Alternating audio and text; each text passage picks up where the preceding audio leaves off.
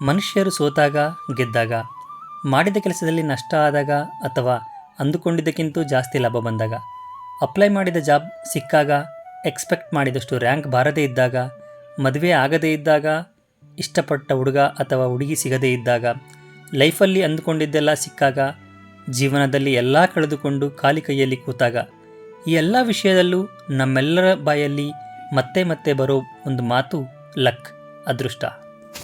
ಪ್ರತಿಯೊಂದು ವಿಷಯದಲ್ಲೂ ನನ್ನದೇ ಆದ ಅಭಿಪ್ರಾಯಗಳು, ಅನಿಸಿಕೆಗಳು ಇವೆ. ಎಲ್ಲವನ್ನೂ ಕೂಲಂಕುಷವಾಗಿ ಪರೀಕ್ಷೆ ಮಾಡಿ ನಮ್ಮ ಅಭಿಪ್ರಾಯ ವ್ಯಕ್ತಪಡಿಸಬೇಕು ಅನ್ನೋದು ನನ್ನ ವೈಯಕ್ತಿಕ ಅಭಿಪ್ರಾಯ. ಹಾಗಾಗಿ ಲಕ್ ಅನ್ನೋ ಟಾಪಿಕ್ ಬಗ್ಗೆ ಕತೆ ಬರೆಯೋಕ್ಕೂ ಮುಂಚೆ ಸ್ವಲ್ಪ ಸಂಶೋಧನೆ ಮಾಡಿದ್ದೇನೆ. ಕ್ರಿಕೆಟ್ ಪ್ರಪಂಚದ ದೇವರು ಅನ್ನಿಸಿಕೊಂಡ ಸಚಿನ್ ದಿನಕ್ಕೆ 12 ಗಂಟೆ ನೆಟ್ಸಲ್ಲಿ ಬ್ಯಾಟಿಂಗ್ ಮಾಡ್ತಾರಂತೆ. ಅಂತರ್ಜಾಲದಲ್ಲಿ ಖ್ಯಾತ ಭಾಷಣಗಾರ ಎಂದು ಹೆಸರು ಪಡೆದ ಗೌರ್ಗೋಪಾಲ್ ದಾಸ್ ಹೇಳ್ತಾರೆ, ನನ್ನ 20 ವರ್ಷದ ಅಭ್ಯಾಸ ನನ್ನನ್ನು ತುಂಬ ಅದೃಷ್ಟವಂತನಾಗಿ ಮಾಡ್ತು ಅಂತ. ಕ್ರಿಕೆಟ್ನ ಶ್ರೇಷ್ಠ ಕಮೆಂಟೇಟರ್ ಅಂತ ಹೆಸರು ಪಡೆದ ಹರ್ಷ ಭೋಗ್ಲೆ ಹೇಳ್ತಾರೆ, my feeling on luck is combination of preparation and recognisation. Football ಪ್ರಪಂಚದ ಸ್ಟಾರ್ ಮೆಸ್ಸಿ ಹೇಳ್ತಾರೆ, I had 0% luck, 999% skill moments ಅಂತ. ಇವರೆಲ್ಲರ ಬಗ್ಗೆ ಸಂಶೋಧನೆ ಮಾಡಿ ಆದ ಮೇಲೆ ನನ್ನ ಮನಸ್ಸಲ್ಲಿ ಲಕ್ ಬಗ್ಗೆ ಇದ್ದ ಅಭಿಪ್ರಾಯ ಮತ್ತು ನನ್ನ ಹೆಸರಾಂತ ವ್ಯಕ್ತಿಗಳ ಬಗ್ಗೆ ಮಾಡಿದ ರಿಸರ್ಚ್ನ ಕೊನೆಯ ಪಾಠ, ನಾವು ಎಷ್ಟು ಶ್ರದ್ಧೆಯಿಂದ ಕೆಲಸ ಮಾಡ್ತೀವೋ ಅಷ್ಟು ಅದೃಷ್ಟಶಾಲಿಗಳಾಗ್ತೀವಿ ಅಂತ. ಇದರ ಆಧಾರದ ಮೇಲೆ ಒಂದು ಕತೆ ಬರೆದಿದ್ದೇನೆ. ಕತೆ ಅಂದ ತಕ್ಷಣ ನಾನು ಕತೆಗಾರನೋ, ವಿದ್ಯಾವಂತನೋ, ಬುದ್ಧಿವಂತನೋ ಅಂದ್ಕೋಬೇಡಿ. ನಾನು ಪ್ರತಿ ಸಾರಿ ಹೇಳೋ ಹಾಗೆ ನಾನು ಒಬ್ಬ ಆರ್ಡಿನರಿ ಮನುಷ್ಯ. ಒಂದೂರಲ್ಲಿ ಒಬ್ಬ ವ್ಯಕ್ತಿ ಇದ್ದ. ಅವನು ತುಂಬ ಬಡವ. ಎಷ್ಟು ಬಡವ ಅಂದರೆ ಅರ್ಧೋಗಿರೋ ಬಟ್ಟೆ, ಸೋರೋ ಮನೆ, ದಿನಕ್ಕೆ 2 ಬಾರಿ ಮಾತ್ರ ಊಟ. ಅವನ ಕುಟುಂಬದಲ್ಲಿ ಹೆಂಡತಿ, 2 ಮಕ್ಕಳಿದ್ದರು. ದಿನನಿತ್ಯ ಊರಿನ ಸಾಹುಕಾರ ಮನೆಯಲ್ಲಿ ಕೂಲಿ ಮಾಡೋದು, ಬಂದ ಹಣದಲ್ಲಿ ಅವತ್ತಿನ ಊಟಕ್ಕೆ ಬೇಕಾದ ಊಟದ ಸಾಮಗ್ರಿ ತಂದು ಹಸಿವೆ ನೀಗಿಸ್ಕೊಳ್ಳೋದು. ಹೀಗೆ ಕಾಲ ಕಳೀತಾ ಇತ್ತು. ಒಂದು ದಿನ ಕೆಲಸ ಮುಗಿಸಿಕೊಂಡು ಸಹಪಾಠಿಗಳ ಜೊತೆ ಮನೆಗೆ ಬರುವಾಗ ಅರಮನೆ ಅಂತ ಮನೆ ಕಾಣಿಸ್ತು. ಜೊತೆಯಲ್ಲಿದ್ದ ಒಬ್ಬ ಮಿತ್ರ ಹೇಳ್ದ, ನೋಡು ಇವರೆಷ್ಟು ಅದೃಷ್ಟವಂತರು, ಎಷ್ಟು ದೊಡ್ಡ ಮನೆ ಕಟ್ಕೊಂಡಿದ್ದಾರೆ ಅಂತ. ಸ್ವಲ್ಪ ಮುಂದೆ ಬಂದ ಮೇಲೆ ಒಂದು ಮನೆ ಮುಂದೆ ಒಂದು ಕುಟುಂಬ ಊಟ ಮಾಡ್ತಾ ಕೂತಿತ್ತು. ತಟ್ಟೆಯಲ್ಲಿ ಪಂಚಭಕ್ಷ ಪರಮಾನ್ನಗಳಿದ್ದವು. ಗುಂಪಿನಲ್ಲಿದ್ದ ಇನ್ನೊಬ್ಬ ವ್ಯಕ್ತಿ ಹೇಳ್ದ, ಇವರೆಷ್ಟು ಭಾಗ್ಯಶಾಲಿಗಳು, ಬಯಸಿದ್ದೆಲ್ಲ ತಿನ್ಬೋದು ಅಂತ. ಇನ್ನು ಸ್ವಲ್ಪ ಮುಂದೆ ಬಂದ ಮೇಲೆ ಒಂದು ಕುಟುಂಬ ಎದುರಿಗೆ ಬಂತು. ಅವರ ಮೈ ತುಂಬ ರೇಷ್ಮೆ ಬಟ್ಟೆಗಳು, ವಜ್ರ ವೈಡೂರ್ಯಗಳು ಇದ್ದವು. ಗುಂಪಿನಲ್ಲಿದ್ದ ಮತ್ತೊಬ್ಬ ವ್ಯಕ್ತಿ ಹೇಳ್ದ, ಅಬ್ಬಾ ಎಷ್ಟು ಲಕ್ ಇವರದು, ಇಷ್ಟೊಂದು ಬೆಲೆ ಬಾಳುವ ಉಡುಗೆ ತೊಟ್ಟಿದ್ದಾರೆ ಅಂತ. ಹೀಗೆ ಬಡ ವ್ಯಕ್ತಿ ಮನೆ ಮುಟ್ಟೋದರಲ್ಲಿ ಊರಿನ 7 ಆಗರ್ಭ ಶ್ರೀಮಂತರ ಪರಿಚಯ ಆಯಿತು.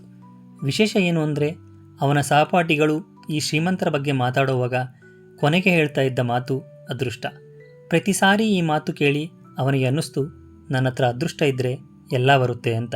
ಬಟ್ ಅವನಿಗೆ ಅದೃಷ್ಟ ಹೇಗೆ ಸಿಗುತ್ತೆ ಅಂತ ಗೊತ್ತಿರಲಿಲ್ಲ. ಕೊನೆಗೂ ಅವನೊಂದು ನಿರ್ಧಾರ ಮಾಡಿದ. ಒಂದು ಘೋರ ತಪಸ್ಸು ಮಾಡಿ ದೇವರಿಂದ ಅದೃಷ್ಟನ ವರವಾಗಿ ಪಡಿಬೇಕು ಅಂದ್ಕೊಂಡ. ಮಾರನೇ ದಿನ ಬೆಳಗಿನ ಜಾವ ಎದ್ದು ಸ್ನಾನ ಮಾಡಿ ದೇವರ ಫೋಟೋಗೆ ಕೈ ಮುಗಿದು ಕಾಡಿನತ್ತ ಹೊರಟ. ತುಂಬ ದೂರ ನಡೆದ ಮೇಲೆ ಒಂದು ಬೆಟ್ಟ ಸಿಕ್ತು. ಬೆಟ್ಟದಲ್ಲಿ ಒಂದು ಗುಹೆ ನೋಡಿ ತಪಸ್ಸು ಮಾಡೋಕ್ಕೆ ಕೂತ. ಎಷ್ಟು ಕಠಿಣ ತಪಸ್ಸು ಅಂದರೆ ಅನ್ನ ನೀರು ಮುಟ್ಟದೆ ತಪಸ್ಸು ಮಾಡ್ತಿದ್ದ. 1 ವರ್ಷ ಕಳಿತು, 2 ವರ್ಷ ಕಳಿತು, 7 ವರ್ಷ ಕಳೆದ ಮೇಲೆ ದೇವರು ಪ್ರತ್ಯಕ್ಷವಾಗಿ ಕೇಳ್ತಾನೆ, ಭಕ್ತ, ನಿನ್ನ ಭಕ್ತಿಗೆ ನಾನು ಮೆಚ್ಚಿದೆ, ನಿನಗೇನು ಬರಬೇಕು ಕೇಳ್ಕೊ ಅಂತ. ಭಕ್ತ ಕೇಳ್ತಾನೆ, ಸ್ವಾಮಿ ಏನು ಕೇಳಿದರೂ ಕೊಡ್ತೀರಾ ಅಂತ. ದೇವರು ಹೇಳ್ತಾರೆ, ಹೌದು ಭಕ್ತ, ಏನು ಬೇಕು, ಬಂಗಾರ ಬೇಕಾ, ಹಣ ಬೇಕಾ, ಮನೆ ಬೇಕಾ, ಏನು ಬೇಕು ಕೇಳು, ಕೊಡ್ತೀನಿ ಅಂತ. ಅದಕ್ಕೆ ಬಡ ವ್ಯಕ್ತಿ ಹೇಳ್ತಾನೆ, ನನಗೆ ಅದೆಲ್ಲ ಬೇಡ, ಅದೃಷ್ಟ ಅನ್ನೋ ಒಂದು ವರ ಕೊಡು ಸಾಕು ಅಂತ. ದೇವರು ಸ್ವಲ್ಪ ತಾಳ್ಮೆಯಿಂದ ಕೇಳ್ತಾನೆ, ಯಾಕೆ ನೀನು ಈ ವರ ಕೇಳ್ತಾ ಇದೆಯಾ ಅಂತ. ಅದಕ್ಕೆ ಆ ವ್ಯಕ್ತಿ ತನ್ನೂರಿನ ಸಾಹುಕಾರರ ಬಗ್ಗೆ ಹೇಳಿ ಅವರ ಬಗ್ಗೆ ತನ್ನ ಸಹಪಾಠಿಗೆ ಹೇಳಿದ ಅದೃಷ್ಟದ ಬಗ್ಗೆ ಹೇಳ್ತಾನೆ. ದೇವರು ನಗ್ತಾನೆ. ನಕ್ಕು, ಸರಿ, ನಿನಗೆ ಅದೃಷ್ಟನ ವರವಾಗಿ ಕೊಡ್ತೀನಿ, ಆದರೆ ಅದಕ್ಕೂ ಮುಂಚೆ ನಿನಗೆ ಒಂದು ಕೆಲಸ ಹೇಳ್ತೀನಿ, ಅದನ್ನು ಮಾಡಬೇಕು ಅಂತ. ಅದಕ್ಕೆ ಭಕ್ತ ಹೇಳ್ತಾನೆ, ಸರಿ, ಏನು ಕೆಲಸ ಅಂತ.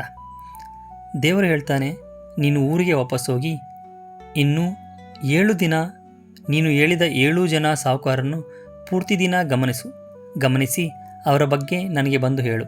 ಆಮೇಲೆ ನಿನಗೆ ಅದೃಷ್ಟ ಅನ್ನೋ ವರ ಕೊಡ್ತೀನಿ ಅಂತ. ಬಡ ವ್ಯಕ್ತಿ ಖುಷಿಯಿಂದ ಊರು ಸೇರಿದ. ಮಾರನೇ ದಿನ ಬೆಳಗಿನ ಜಾವ ಎದ್ದು ಆ ಊರಿನ ಸಾಹುಕಾರನ ಮನೆ ಹತ್ರ ಹೋಗಿ ನಿಂತುಕೊಂಡ. ಸಾಹುಕಾರ ಬೆಳಗ್ಗೆ 4 ಗಂಟೆಗೆ ಎದ್ದು ಹೊಲಕ್ಕೆ ಹೋಗಿ ತುಂಬ ಕಷ್ಟಪಟ್ಟು ಕೆಲಸ ಮಾಡಿದ. ಸಂಜೆವರೆಗೂ ಕೆಲಸ ಮಾಡಿ ತನ್ನ ತೋಟದಲ್ಲಿ ಬೆಳೆದ ವಸ್ತುಗಳನ್ನೆಲ್ಲ ತೆಗೆದುಕೊಂಡು ಹೋಗಿ ಒಳ್ಳೆ ಬೆಳೆ ಬಾಳೋ ಜಾಗದಲ್ಲಿ ಅವನ್ನೆಲ್ಲ ಮಾರಿ ಮನೆಗೆ ಬರ್ತಾನೆ. ಬಂದು ಅವತ್ತಿನ ಖರ್ಚನ್ನೆಲ್ಲ ತೆಗೆದು ಮಿಕ್ಕಿದ ಹಣನ ಎತ್ತಿಡ್ತಾನೆ. ಹೀಗೆ ಬಡ ವ್ಯಕ್ತಿ ಮಿಕ್ಕ ಎಲ್ಲ 6 ಜನರ ಸಾಹುಕಾರರ ದಿನ ಗಮನಿಸುತ್ತಾನೆ. ಕೊನೆಗೆ ಅವನಿಗೆ ಅರ್ಥ ಆಗುತ್ತೆ ದೇವರು ಯಾಕೆ ಈ ಕೆಲಸ ಮಾಡೋಕ್ಕೆ ಹೇಳಿದ್ದಾನೆ ಅಂತ. ಮರುದಿನ ಕಾಡಿಗೆ ಹೋಗಿ ದೇವ್ರ ಹತ್ರ ಹೇಳ್ತಾನೆ, ದೇವ್ರೇ, ನನಗೆ ಅದೃಷ್ಟ ಅನ್ನೋ ವರ ಬೇಡ, ಬದಲಿಗೆ ನನಗೆ ಸ್ವಲ್ಪ ಶಕ್ತಿ ಕೊಡು, ಜಾಣತನ ಕೊಡು ಅಂತ. ಅದಕ್ಕೆ ದೇವ್ರು ಕೇಳ್ತಾನೆ, ಯಾಕೆ ನಿನ್ನ ನಿರ್ಧಾರ ಬದಲಿಸ್ಕೊಂಡೆ ಅಂತ. ಬಡ ವ್ಯಕ್ತಿ ಹೇಳ್ತಾನೆ, ದೇವರೇ, ನಾನು 7 ದಿನ ಪರೀಕ್ಷೆ ಮಾಡಿ ಅವರನ್ನು ನೋಡಿ ಕಲಿತಿದ್ದು ಇಷ್ಟೇ.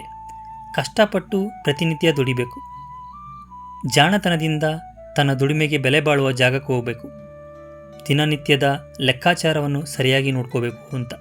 ಆಫ್ ದ ಸ್ಟೋರಿ ಇಷ್ಟೇ ಫ್ರೆಂಡ್ಸ್. ಹಣೆ ಬರಹ, ಲಕ್ ಏನೂ ಇಲ್ಲ. ನಾವೆಲ್ಲನೂ ಫೇಸ್ ಮಾಡಿ ಕಷ್ಟಪಟ್ಟು ಕೆಲಸ ಮಾಡಬೇಕು. ನಮ್ಮ ನಾಲೆಡ್ಜ್ಗೆ ಬೆಲೆ ಬಾಳೋ ಜಾಗದಲ್ಲಿ ನಾಲೆಡ್ಜನ್ನು ಯೂಸ್ ಮಾಡ್ಕೋಬೇಕು. ಕಷ್ಟವನ್ನು ನಂಬಿಕೊಂಡು ಕಷ್ಟಪಡೋದ್ರಿಂದ ಜೀವನದಲ್ಲಿ ಯಾವತ್ತೋ ಒಂದು ದಿವಸ ನಮ್ಗೆ ಒಳ್ಳೆಯದಾಗುತ್ತೆ.